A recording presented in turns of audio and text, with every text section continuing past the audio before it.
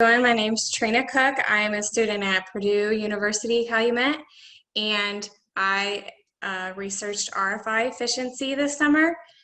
I will start with the project information that I researched and the introduction of all the terms I'm going to use. So the project I specifically researched for RFI efficiency was in Munster, Indiana. It was a $20 million project budget. It was a bid build job.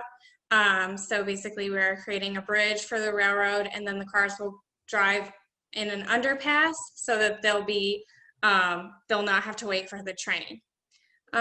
Next is going to be the specific section I used to research RFIs in. It's going to be in phase 3. So right now we are in the build phase. And for RFIs, we work through tiers 1 through 3 for the official RFI process. So the stakeholders that are specific for the project I worked on was the owner and owner's rep, which is the town of Munster, and the town of Munster hired DLZ as their representative. There's also personas. There's 2 personas, which is the owners and then the owner's rep. And then next stakeholder is the designer, which was Robinson Engineering. Shows the only persona for that is going to be the design engineer. Next is the general contractor, which is Walsh Construction. They have 2 personas, which is the project manager and the project engineer. There can be more. I just made it into 2 different personas to simplify things. For subcontractors, there are many various subcontractors. Normally they go through the general contractor. So there's only 1 persona, and that's the general foreman who's in contact with the project manager. Next is going to be the current scenario for the project that I researched. For the RFIs, first there has a question arises from the design. So as you can see, I put the document here, and I put where it's saved into this item right here is going to be a private network folder that the draft and all the documents are saved into. This is for Walsh Construction. So the question arises from the design. A draft RFI is made. Next comes the official RFI is created and submitted, and that's also saved to the private network system. Next is emails are the main communication between stakeholders to resolve the issue. I showed the little icon I will be using in the next few slides for the open RFI when it's being communicated through email. Next is revised and more detailed plans are created. I showed all the documents I'm going to be using for that. This represents design work. This represents like back and forth responses. And of course, all this is going to be saved into Walsh's private network system. The next step is revisions are sent to interested parties. So once we have an official response, that is saved and it's sent out to all parties. Next is the conclusion, which is different. If there needs to be a change order, there is. That was not part of my research, but I did decide to include it in the current workflow because that is basically the ending of an RFI currently. So next will be a macro of a researched RFI workflow.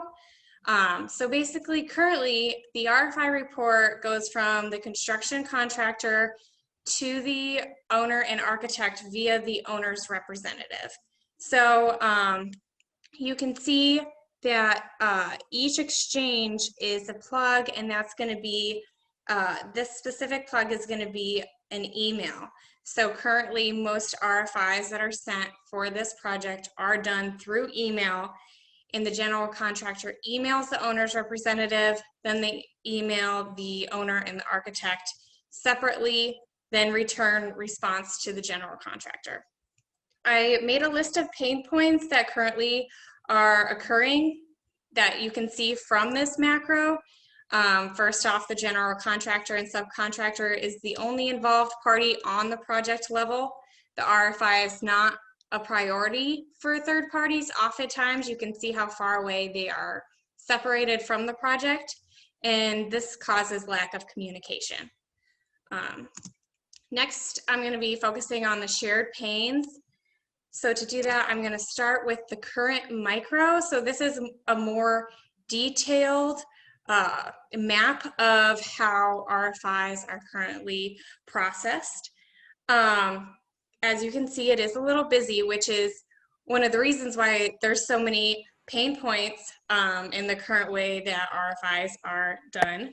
So first, you can see that the project engineer would, recognize the problem, take photos, attach files, and create a draft.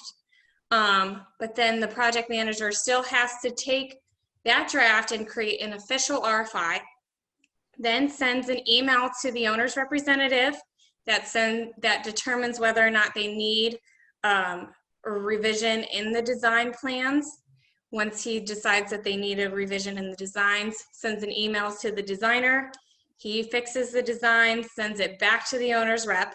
The owner's rep either approves or declines the revisions, and then sends the response back to the project manager. And definitely is quite a zigzag. You can see that there's so much time that's required, and not all stakeholders can see what's going on at all times, because the project manager then has to make sure that he imports all the data into our private network system and sends it out to all parties, subcontractors that need it. Next, I made a list of the shared panes from that micro. So the shared panes are some questions go undocumented, they forget about them, then by the time they realize they forgot to submit an RFI, there's already time constraints and time delays. Next is the risk of poor writing skills. So if you are just writing an email, typically you're not gonna add as much information as one would need to respond to an RFI. Time and data loss due to analog exchanges. This is the analog exchanges I'm referring to is going to be the emails that are back and forth between each stakeholder. Not all stakeholders can see the RFI status. Time spent analyzing RFI before sending to designer. So typically, if the owner's rep is busy, doesn't have time to look at the email, you're going to have a lot of lag time before the owner's rep sends the RFI to the designer. So that's a big problem that we've had on this current project. Lastly, the owner is a third party when they provide the funding. This last shared pane is going to be more on the border of when it comes to change orders, so I just included that just in case anybody wants to expand on this research. I have included a little bit of that too. So some root causes that I discovered was that Walsh does have a software where all stakeholders could look at the RFI in each process, could see the status of it. The system CMIC, I'm sure most of you are familiar with that. The problem is in a lot of projects, it's not set up correctly. All the stakeholders do not know, are not familiar with using such a complex solution. It is a very helpful system, but unfortunately, since it was not set up at the beginning of the project correctly and nobody was trained on how to use it, that's what made it so that we have to send emails back and forth between all stakeholders. Each stakeholder normally has their own company software and is in charge of manually importing a record. So just because Walsh has CMIC, the designer has their own software that could be used, and each company doesn't want to let go of their software that saves all their RFI data just for security reasons.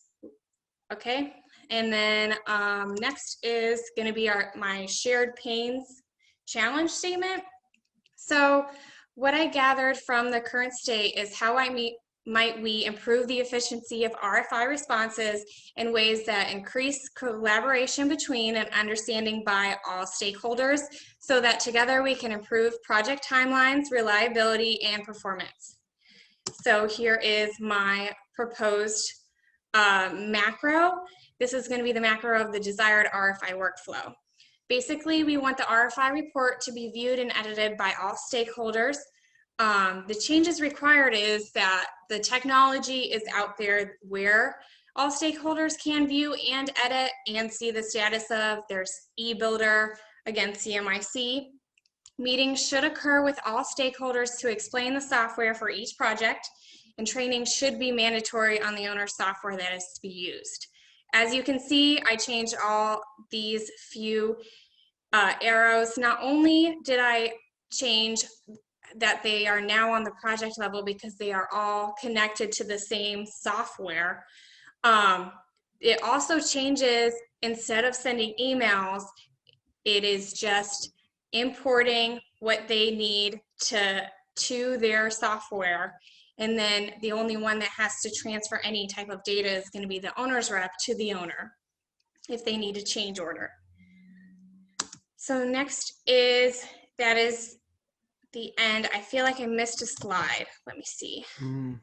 Just explain it right here. So this is the desired state micro. I spent a lot of time on this, so I wanted to get to it. Basically, it would be that the owner would set their own system, cloud system, that everybody could import their data to. Now, we ran into the problem of each company wanting their own software to save their RFIs and not have to rely on, what if the owner suddenly takes away all their rights to the RFIs. So if there were to be a system that would, if you were to input it into the owner software, it would automatically sync up with the other company's software, then that would be the optimal solution. As of right now, I did not find any type of software that currently does that, but I believe that would be the best optimal solution for the future.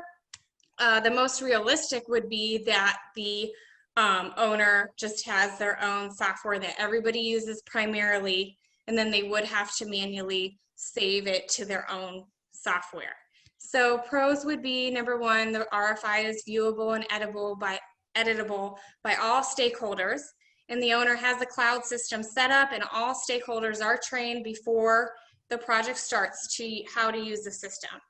The second pro is all entries into owner software are automatically synced to each stakeholder's company software, and each stakeholder has their own record. They don't have to do any duplicate work or saving.